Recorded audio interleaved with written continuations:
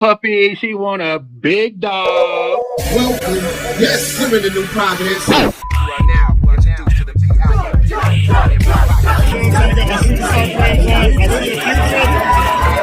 grown man is gonna get his feelings hurt tonight. A nigga My boy Silly C, he had that voice. It was something about that voice like, it's your boy. It's your boy.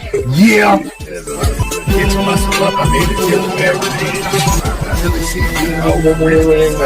Beer Bros, we back in here. Y'all know what time it is. It's your boy VO the face. I like go 360 psycho. Might go cause he gets so psycho.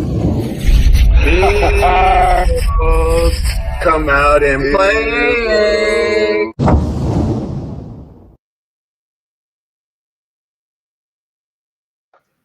Yeah.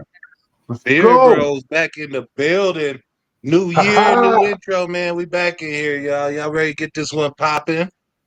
Let's do it. Man, that was rhetorical. I knew y'all was ready to get this one popping. It's your boy VO the face back in the building. Fuss Network, Beer Bros, the football podcast, and I'm here with some of my favorite bros without the beers, just to break some shit down so we can see shit clear. I got my man Jay Reezy Rose in the building. What's up, Reese? I walk around the sports book. Fuck everybody.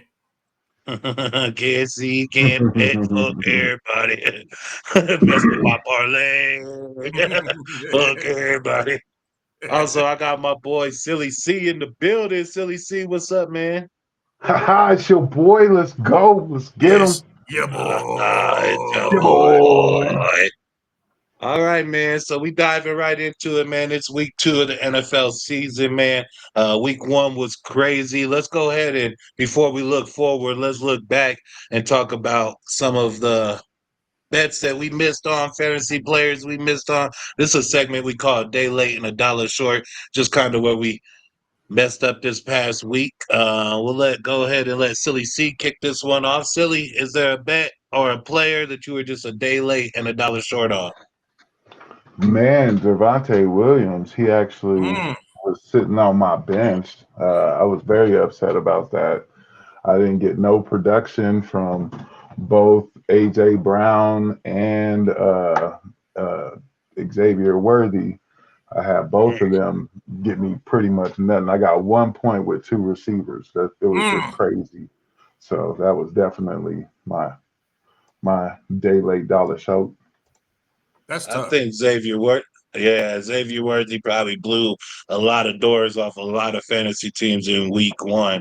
So that was just kind of ironic that he was hurt on the third play from scrimmage. It's just kind of crazy to see. Jay Reeves, what bets or fantasy players were you just a day late, a dollar short on? Oh man, so just to get the NFL week 1 started, man, you have to realize that a lot of these players are still in preseason mode because they didn't play very much preseason. So we had a lot of bad production across the board. I say it was about 50-50. Who I was a day late and a dollar short on was my boy Jamar Chase. I put him in for a measly 60 yards, and I think he only got 22. Killed my partner. Yeah, Jamar Chase, AJ Brown, Xavier Worthy. There was a lot of letdowns for the wide receiver position. I'd have to say my day late and a dollar short probably came from the oldest player in the league right now, and that's Aaron Rodgers, man. He didn't go drafted in any of the 3 leagues that I was in. He came in, he went off, he was looking right. He was probably the highest scoring free agent in fantasy, at least available free agents. I didn't really see a lot of people moving on him too, so I think people might be a few weeks late and a dollar short. Jay Reeves, do you look at Aaron Rodgers popping off this week 1 as being like an admiration or something that you could find sustainability in? Well, actually, both quarterbacks in that game, it was like a crazy revenge game for both of them. Both of them playing their former teams from the year previous. So I really do think that was an outlier game for the boy Aaron Rodgers. Man, he's super old. He wasn't really that mobile in that game, but he got some really nice passes off, had a lot of zip on him. Going forward, I would not trust that production from Aaron Rodgers. I expect him to be extremely mediocre this season. So, yeah, I don't trust it, bro. Yeah, I think something that was left out of his projection sheet was his connection that he might have with his tight end, Fryermuth, and they No definitely put pause. it in. And DK, he did the big game, you know. Austin also did his thing too. Silly C, is there anything that the numbers showed you this week with that game that would give you confidence moving forward with any Steelers in particular? No, I have to say that I don't really trust them much at all. Aaron Rodgers, he definitely disappointed and doesn't seem like he is what he used to be. So I would really, shy away from anybody on their team. It looks like right now they're going to be kind of one of the lesser teams of the league, and I don't really even trust them down to any position. Even DK Metcalf, I don't think Damn, that I kind of disagree with you, man. I feel like he's going to have a connection with Yeah. DK Metcalf, man, like especially this week facing off I versus don't Seattle. feel I think like it. DK about to go crazy. And you said he was disappointing. Was you expecting more than 244 yards, 4 touchdowns, and 136 quarterback rating? Is that Well, I gotta say disappointing? though, well, that was definitely on some lucky plays though. So there was a few pass plays where he was able to get, some production off of that. But I really think that they really was, chasing their tail the whole game, and I felt like they were lucky that they were able to squeeze that one out. So I don't know. I wouldn't trust them. Yeah, man. It was definitely a wild week in sports, man. So, yeah, I mean, we just got to kind of keep our eye on the prize. Wasn't too many injuries this first week. I know we'll just knock on glass to try to save our ass, but I know Purdy went down, but I think everybody else kind of came out the game. Oh, Worthy went down, and then everybody else kind of came out a little unscathed. So hopefully we could just get good health. I don't really wish for touchdowns or great fantasy points. I think if I have my players and they stay healthy all season, I have a good chance of doing because I put faith in the work. We spend a lot of time working out these teams, and that's why it's tough to make a decision who's got to stay, who's got to go with them first week of waivers.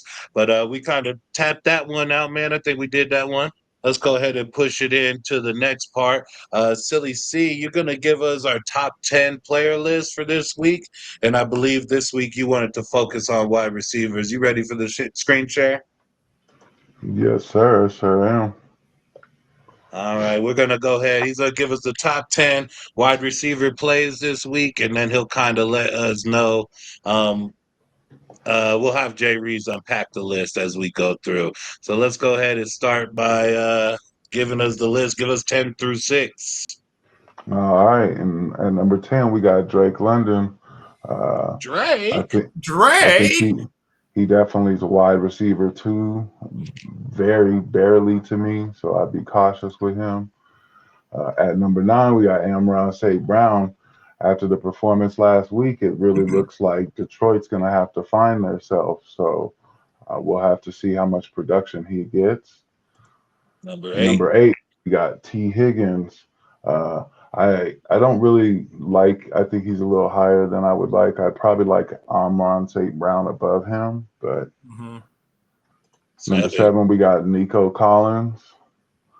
Not much to say about him. Stroud looks like he was really struggling last game. And then 6, we got Brian Thomas Jr. Go Right. ahead and unpack that. Yeah, Yeah, I man. believe we're going to dive deeper on 2 of those wide receivers later, but Jay Reeves unpack 10 through 6 for us. Yeah, man. Like you said, we're going to talk about it's nice little tease. We're going to talk about a couple of these receivers later. So I'm going to get into. I'm going to say Drake London and Amon-Ra St. Brown. Me personally, I would move both of them ahead of T. Higgins. Go ahead, put T. Higgins at 10. Now, as far as Drake London goes, he did get banged up, sprained shoulder. He's been practicing in limited fashion this week. I would watch out for him. As far as Amon-Ra St. Brown goes, I was talking to a buddy of mine, and it was like, well, we're going to find out tonight if the Green Bay defense is really that vicious or the Detroit Lions just really that dookie.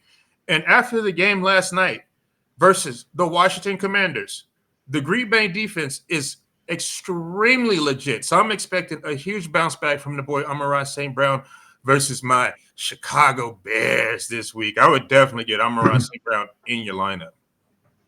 Yeah, they definitely held down Jaden Daniels and his talented bunch of receivers until like the last quarter. They got 15 points, but the game wasn't as close as the final score reflected. Green Bay's defense looked absolutely amazing last night.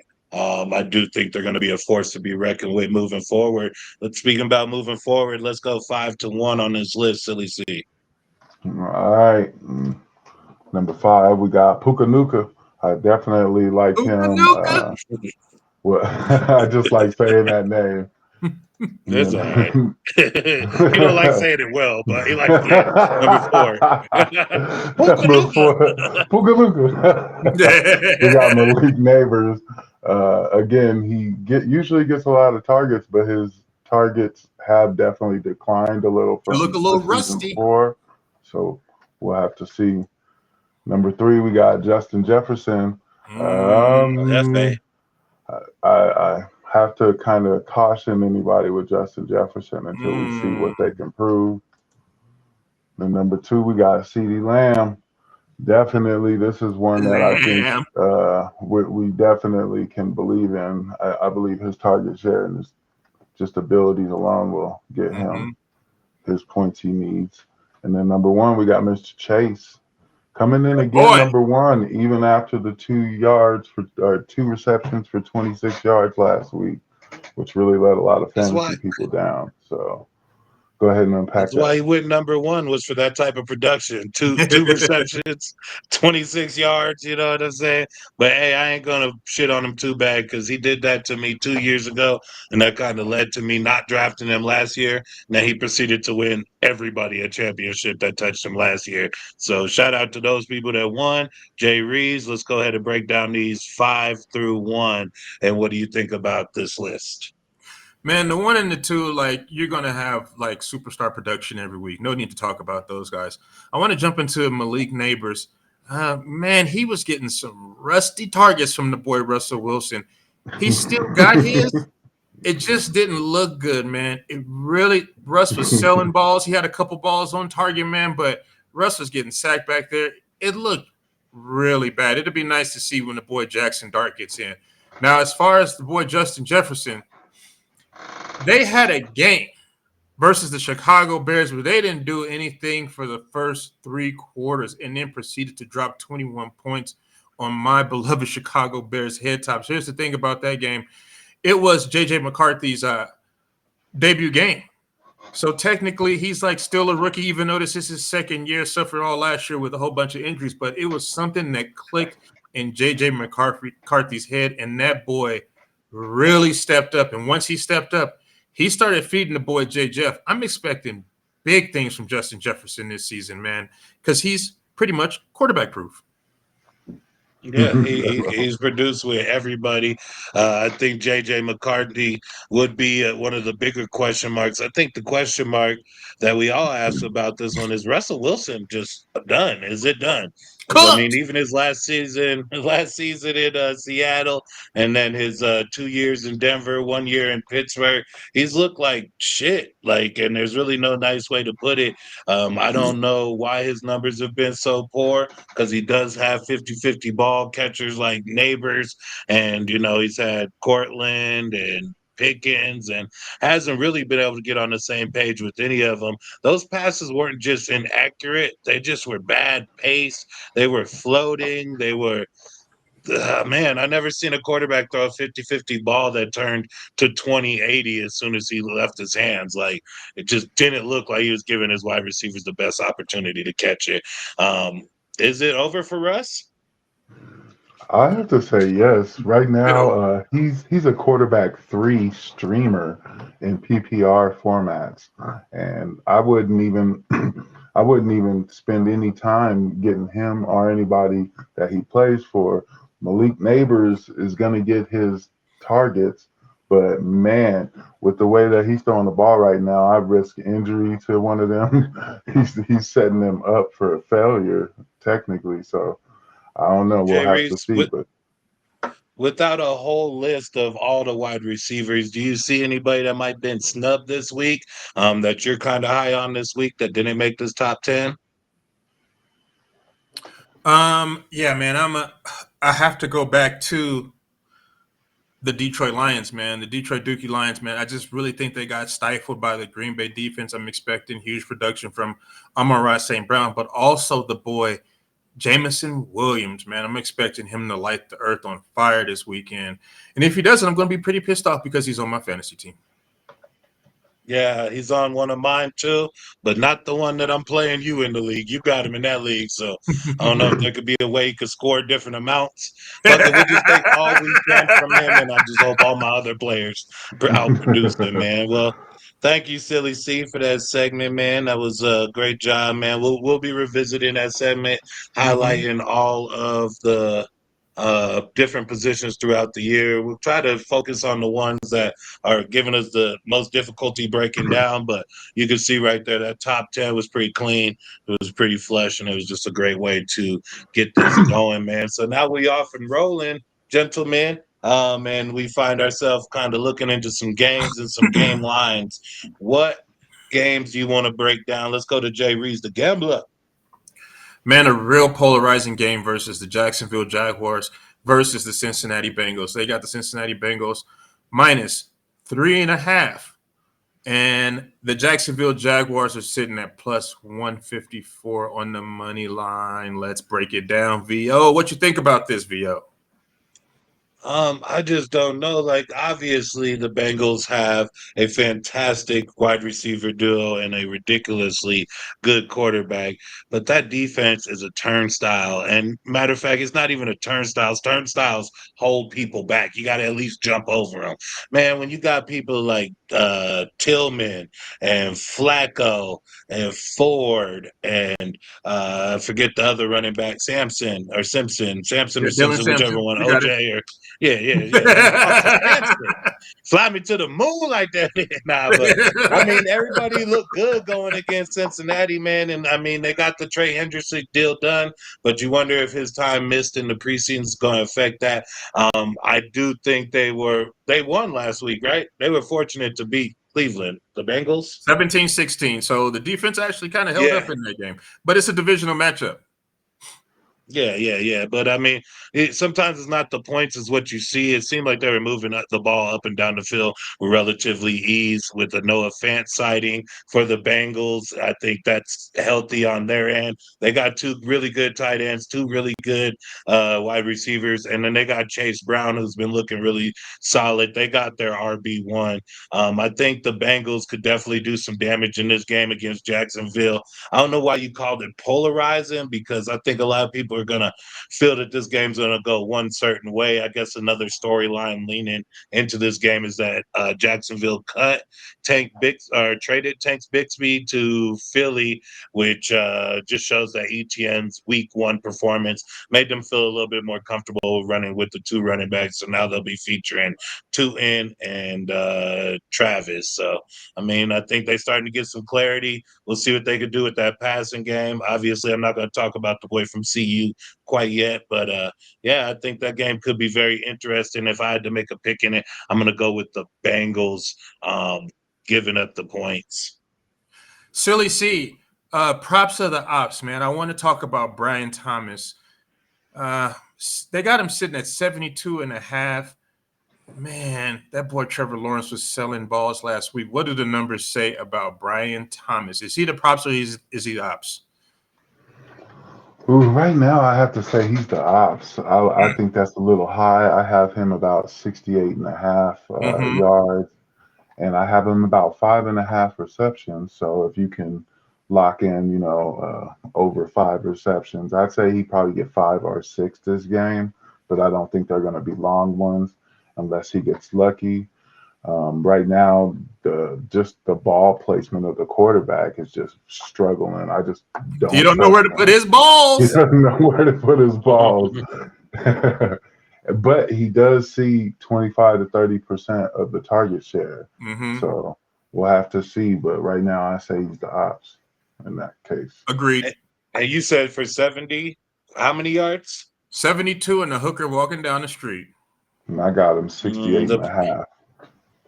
Yeah, the projections I'm looking at are a little bit closer to 83. So I'd say No. he's probably more than likely to go over that. Volume alone, he's not a Chris Carter type, just catch me a first down. He can make a big play. The volume was Yes, he kind of can. there last week. He did get the one rushing touchdown, but he got 7 targets. I do imagine that'll tick up a little bit as they figure out what to do with Travis Hunter. I got him up about 9 or 10 targets this week. If he can haul down about 5 or 6 of those, he does average 17 yards, 18 yards of reception. Except for last week, he got one ball for 11 yards, but he does average about 18 yards of reception. 5, 6, yeah, that's going to put him well over that 70-yard mark. And I do see that the Bengals scheme invites the deep balls. So, Mm-hmm. Oh, with the way that they play, no homo pause. They do allow deep shots. So, yeah. Yeah, man, what did he it's not Brian say? Thomas. It's not Brian Thomas. It's his quarterback, man. Let's move on to the next game. This is a Beer Bros special. We got our beloved Denver Broncos headed Gang, gang, gang, gang. to Indianapolis Colts, man. This one is about to be a banger. They got the Denver Broncos sitting at -2.5. And the Colts on the money line +104. Silly, what you thinking about this game, my mans? Well, right now, I have to say that with the struggle of Bo Nixon in the first week, with 2 interceptions and 1 fumble, only 1 touchdown, I do have to say that should change. I do think that he does have some upside with Cortland Sutton and some targets to go to. The turnover issues hopefully will change, but that's definitely a downside. Um, Going in and playing Daniel Jones for the Colts, who actually had 1 pass touchdown and 2 rushing touchdowns last week, I definitely see that to go down. So, with the Broncos defense alone, I think that we look really good. And with the favor of the points, I would take us with points with ease. I think we're going to win this game pretty big. I just don't. I want to see what Bo Nix is going to do. So, in my case, I'm picking the Broncos. Okay. B.O. Yeah, I mean, I'm a Bronco fan. I'm picking the Broncos 1,000%. But what I'm trying to figure out is why we always struggle against the Colts. I have something about narratives, and we just always had problems. We've gone down there. We've tried to poke people in the eye. We've tried to, we've let people up without tackling them. Marvin Harrison for 90-yard touchdowns and stuff. I know that's in the past, but right now I just see some inefficiencies with the Broncos, and I hope the Colts aren't able to expose it. Danny Dimes, I figure we knock him down to at least Danny Nichols this week, and I don't see him being able to be out there dropping dives, doing those pass rush things. I believe we are doing those rushing stuff that he was able to produce last week. Danny Dimes looked legit. He looked like he did on his playoff season with the Giants, but I think it turns to midnight and he turns back into a pumpkin or whatever the Cinderella reference is. But I just think we're able to see a different Danny Dimes than he put out last week. Miami looks ridiculously pathetic, and although we looked rough last week, we didn't Yes. look Miami bad, and I think No. we're able to work it out. Yeah, man. With that being said, this is going to be a real tough game for the Denver Broncos. I just want to break down a little trend for you. Do you guys know how many games have the Denver Broncos won the last 8 times we've been to Indianapolis? Now, remember, these are some of the Peyton Manning years, blase. But Zero. out of the last Probably 8 zero. times, VO, how many? Probably zero.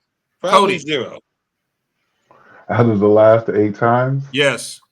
man, I'd have to say we've only won 3 times out of No. the last 8 times. No. Out of the last 8 times, we only won 1 time. 1 time. 1 time.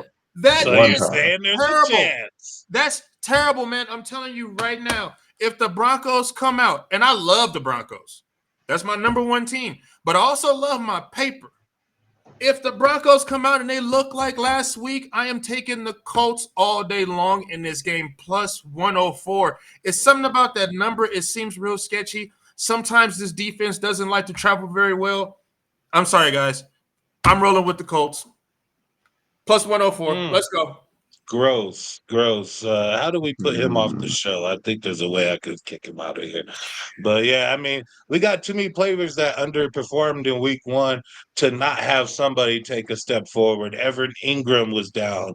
Mims was down. I didn't even see our draft pick, Brian, out there, RJ Harvey did do a bunch. J.K. Dobbins did do a bunch. And then Bo Nix, the leader and the general, he didn't really do a ton.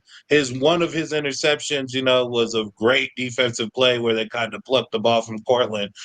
Cortland was the only one that had a good game. With all those spots for improvement, I see us being able to do much better. Evan Ingram was questionable, but he did practice yesterday. I believe they're traveling today, and then I think he'll probably go through walkthroughs tomorrow. Evan Ingram's looking likely to play, but I need more from Mims, Ingram, Harvey. If I call your name, stand up. Anybody on the Broncos starting 11 that's not named Cortland, stand up. Do better this week. Yeah. Speaking of And go ahead, Cody.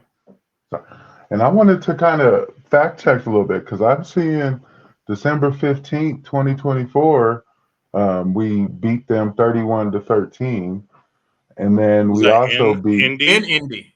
In Indy, though. In Indy. in Indy. No, yeah, never yeah. disregard. Yeah, go ahead. But we won three out of the last. We won three out of the last 5 times.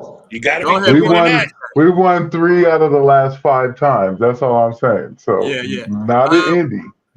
Man, let's jump into this right quick, man. J.K. Dobbins, since you want him to stand up, VO, at 50.5, or R.J. Harvey at 25.5. Who's going to be the props? Who's going to be the ops in this game? That's a real light number for R.J. Harvey. Let me remind you, R.J. Harvey, he busted off like a 50 to 70-yard run last week. So who y'all got?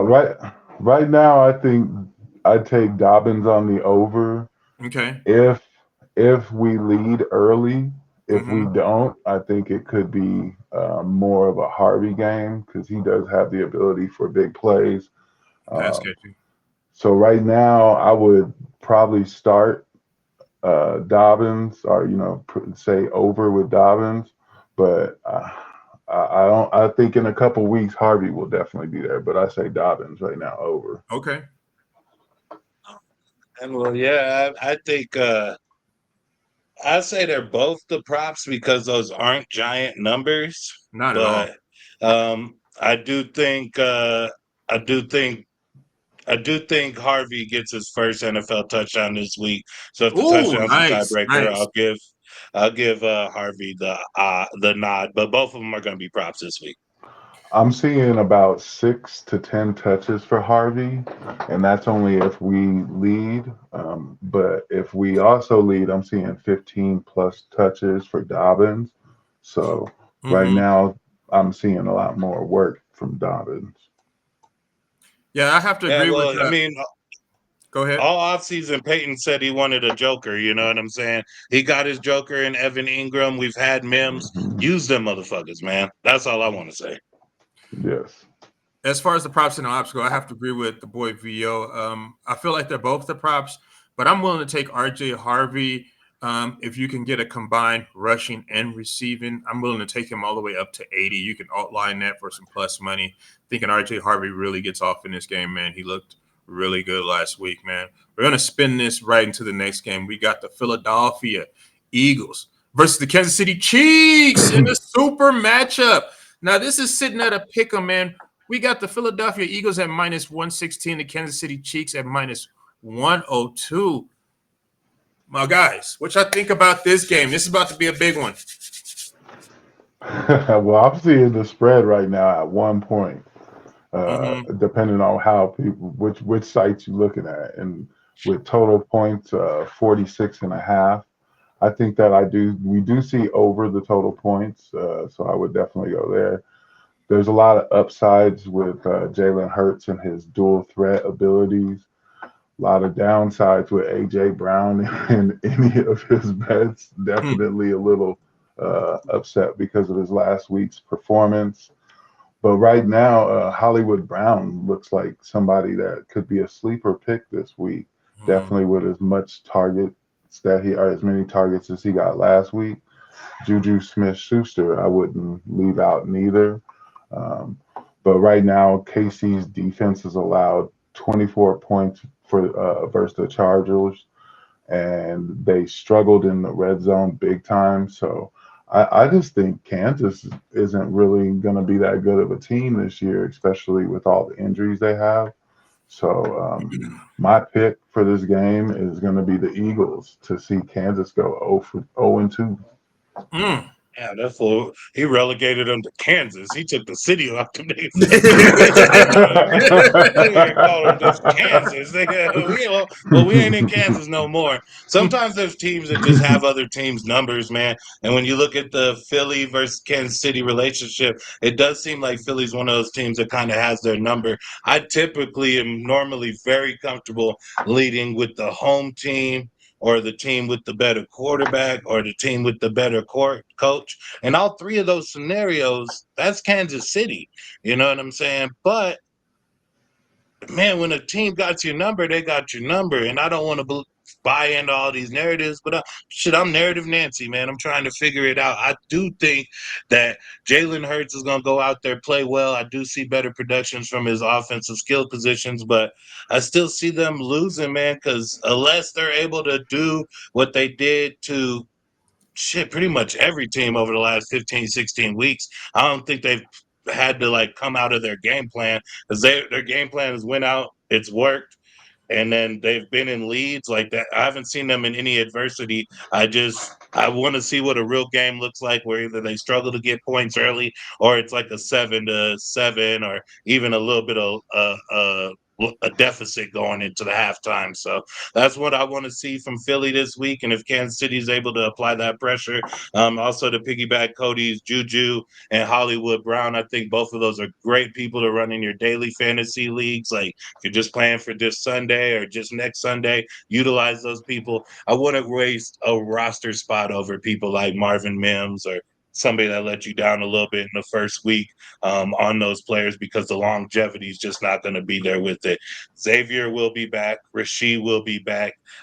Don't overreact after a rough week one. You can use Hollywood Brown and Juju Smith to get you through what you got to get through. But as far as that, I don't see them as long-term options. I am going to go with the better quarterback, the better coach, and the home team in this one. I got Kansas City. I believe they're the home underdogs.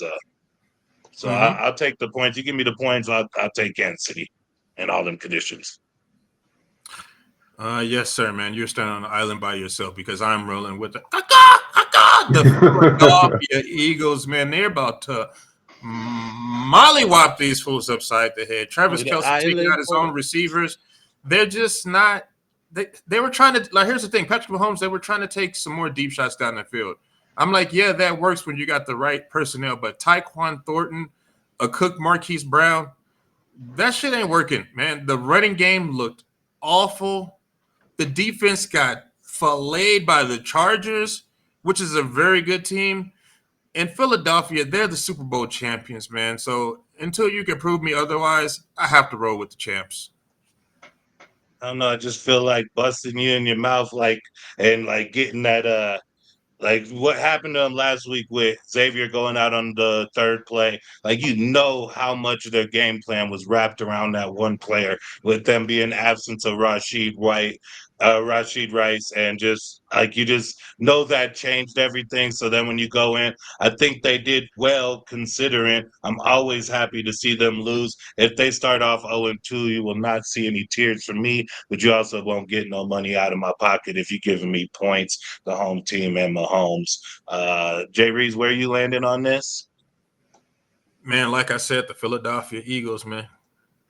All right, I'll be on the island. I'm an island boy. Well, you got any props or ops for this one, man? It's telling me to plug in my charger. My bad, my shit dying. So, do we got anything else for the people on this one? Or y'all ready to move into Monday night?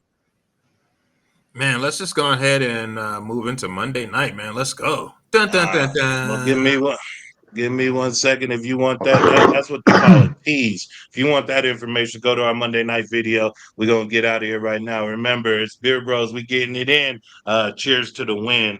Let me get this plugged in. Peace. Boom!